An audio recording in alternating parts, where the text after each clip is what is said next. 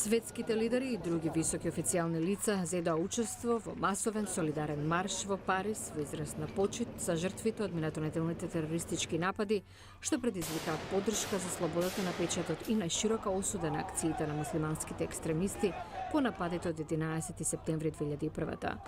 Додека се одвиваше маршот, се случи силен потсетник за заканите, напад со арсен на германски весник, кој ги предпечати карикатурите на Чарли Ебдо.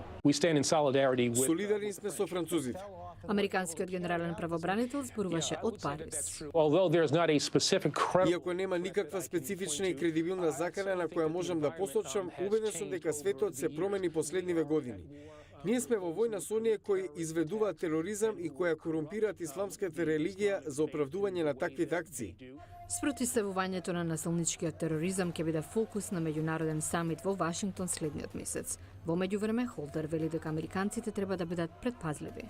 It will really entail a whole of government approach. Тој бара ангажман на целата влада, што значи ќе биде ангажирана нашата разузнавачка агенција спроведувачите на законот, државни и локални партнери и американските граѓани, за да бидеме безбедни. Во видео објавено во неделата, еден од вооружените лица во нападите во Франција објави припадност и на глобален муслимански калифат и поттикна други да одат по неговиот пример. Bonjour, je profite de cette main. Mashallah.